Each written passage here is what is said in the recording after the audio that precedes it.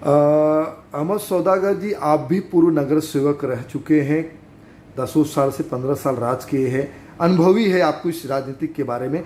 लेकिन जिस तरह से राजनीतिक मुद्दाएं कहीं कहीं देखी गई हो, तो मुझे लगता है कि कहीं न कहीं जिस तरह से चुनाव की रणनीति आई, क्या लगता है आपको कि किस तरह से जीता गया और हारा गया? क्या कहीं न कहीं कांग्रेस की सीटें थी, वो कांग्रेस वहीं जगह पे हार गई है? क्या आपको लगता है, क्या सोच है आपकी? जरा इसके भी कुछ डिटेल बताइए। देखो, अभी 5 स्टेट में इलेक्शन हुआ है। मिजोरम तो चलो खुद की वहाँ की पार्टी जो थी उन्होंने अपने हिसाब से इलेक्शन लड़ा, जीते। अब छत्तीसगढ़, मध्य प्रदेश और राजस्थान, ये 3 स्टेट ऐसे थे जहाँ पे मध्य प्रदेश में 100% बदलाव की ज़रूरत थी और लोग बदलाव चाहते थे। छत्तीसगढ़ में बघेल सरकार को लाना चाहते थे। गहलोत ने जो 5 साल में इतना अच्छा विकास किया था, शायद आज़ादी के बाद पहली मर्तबा अशोक गहलोत ने इतना विकास किया था। फिर भी तीनों स्टेट में कांग्रेस हार चुकी है। और तेलंगाना एक ऐसा स्टेट था जो गए टाइम में हमारी 19 सीटें थी, वहाँ पर हम 65 सीटों के आसपास जाकर सरकार बना रही है कांग्रेस। तो जो तीनों स्टेट पे, 3 स्टेट और 4 स्टेट का अगर वोटिंग शेयर आप गिनते हो, तो वोट जनता एकदम बिखरी हुई नहीं है, क्योंकि 4 करोड़ 80 लाख के आसपास भाजपा को वोट मिला और 4 करोड़ 90 लाख वोट कांग्रेस को वोट मिला। तो वोट में तो बराबरी का चीज़ है, बाकी वोट शेयर के हिसाब से सीटों में बंटवारा नहीं हुआ, इसके लिए ये हार चुकी है। बाकी न बीजेपी को ज़्यादा खुश होने की ज़रूरत है, न कांग्रेस को ज़्यादा मायूस और नाराज़ होने की ज़रूरत है। अब आप आगे देखो, और मैं इतना बताता हूं कि अगर इंडिया गठबंधन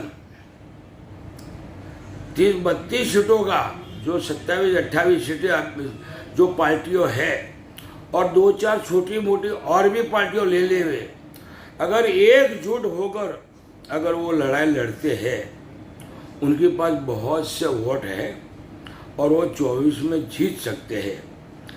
बाकी मैं इतना ज़रूर कहूँगा कि सबसे पहले तो इंडिया गठबंधन बनना चाहिए, क्योंकि उन लोग बड़े दुश्मन को हराने के लिए छोटे दुश्मन से दोस्ती करनी पड़ती है। बाकी ये तो आपस में उलझते रहते हैं। अखिलेश अलग मिजाज का आदमी है, ममता अलग मिजाज की है। कांग्रेस में राहुल, सोनिया और प्रियंका वो बिल्कुल बराबर अपनी जगह पे है। बाकी कांग्रेस में भी कुछ ऐसे जो नेता है जो अपनी मर्जी से कुछ भी बोलते हैं और करते हैं। इसके लिए मैं सभी को ये कहता हूँ कि आप एक इंडिया गठबंधन बना लो, अगर जनता का भला चाहते हो तो, वरना आप बुरी मौत मर जाओगे, बुरी तरह से हार जाओगे।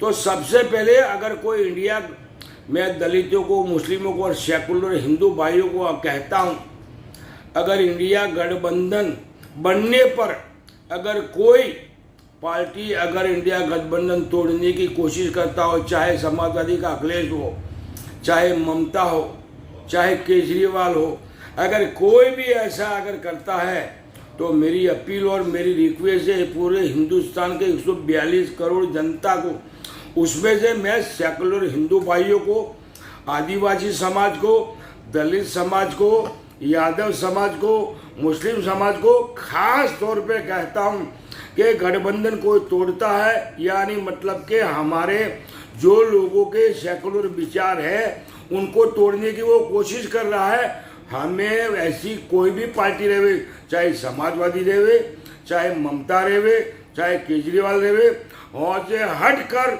हमें सबको मिलकर वोट उसी को देना है जो गठबंधन चाहता है और इंडिया गठबंधन को जिताने की कोशिश करता है, उसको हमको वोट देना है। वैसा मुसलमानों ने मध्य प्रदेश में कांग्रेस को अच्छा वोट दिया, राजस्थान में भी 80% के ऊपर वोट दिया, तेलंगाना भी मुसलमानों ने भर दिया, समझे। छत्तीसगढ़ में भी 80% के ऊपर वोट दे दिया। वैसा ही आज कोई पार्टी ये नहीं समझे ममता कि मुसलमान मेरे साथ है, समाजवादी भी ये नहीं समझे कि सब मुसलमान मेरे साथ में है। तो मैं कहता हूँ जो गठबंधन जोड़ने की कोशिश करता है तो जोड़ के सारे वोट एक साथ यादव समाज, मुस्लिम समाज, दलित समाज, आदिवासी समाज एंड सेकुलर हिंदू भाई जितने भी हैं, आज देश को जोड़ने वाले बहुत अच्छे हिंदू है। जो दलित से लेकर ब्राह्मण तक सभी में अच्छे लोग भी है और जो मोदी के अंधभक्त भी है। तो मैं आपको बताना चाहता हूं कि देश को जोड़ने का काम करने की पार्टी जो है यही सेकुलर लोग है। पहले भी आज़ादी में यही लड़े थे, हाँ, और आज भी वो एक ही साथ में है। हिंदू, मुस्लिम, सिख, ईसाई सबको साथ में लेके चलने वाली पार्टी यहाँ कायम होगी। कितना भी ड्रामा करे, 10 साल तक किया है मोदी जी ने, अमित शाह ने, ये योगी जी जितने भी कर रहे हैं, समझे कि नहीं। देखो ऊपर वाले की जब डील मिलती है तो ये कांड करते हैं। ऊपर वाला जिस दिन पकड़ में लेगा उस दिन उनको भागने की जगह नहीं मिलेगी। तो मैं कहता हूँ कि सब मिलजुल कर रहो। मैं आपको ये बताना चाहता हूँ, आज हमारा भारत देश है, हमारा इंडिया है। आज मैं बोलता हूँ कि भारत देश में बहुत से अच्छे लीडर थे हजारों साल पहले।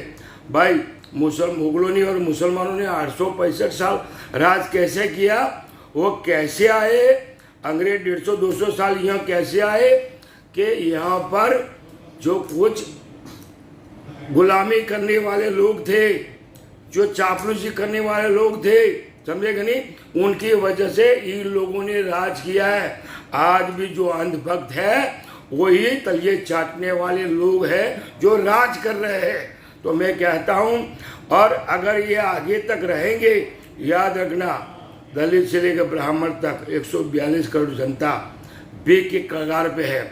और जिस तरह वोट लोग दे रहे हैं, ये तो ऐसा लगता है कि हिंदुस्तान में जब तक सभी लोग हाथ में कटोरा नहीं पकड़े, जब तक इनके होश आने वाले नहीं है।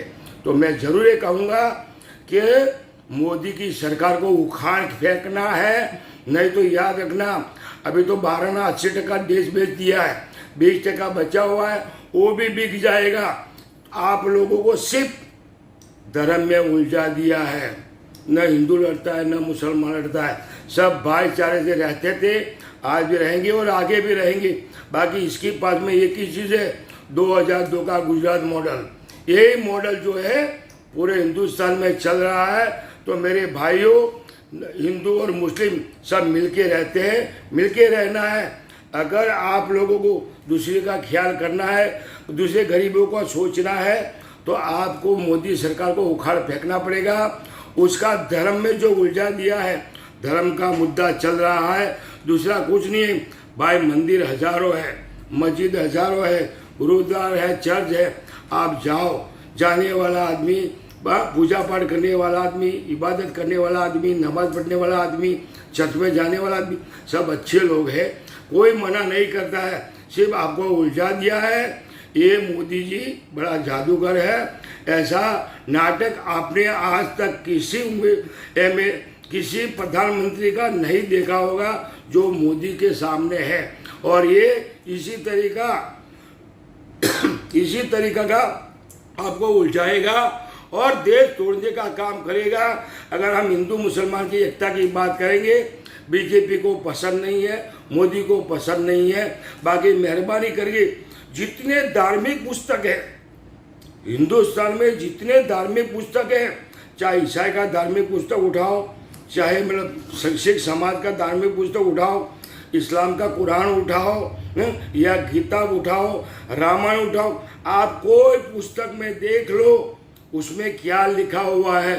धर्म को यानी कि सारे समाज को जोड़ने का लिखा हुआ है, तोड़ने का कहीं नहीं लिखा हुआ है। सिर्फ तोड़ने का काम हमारा प्रधानमंत्री नरेंद्र मोदी अकेला कर रहा है।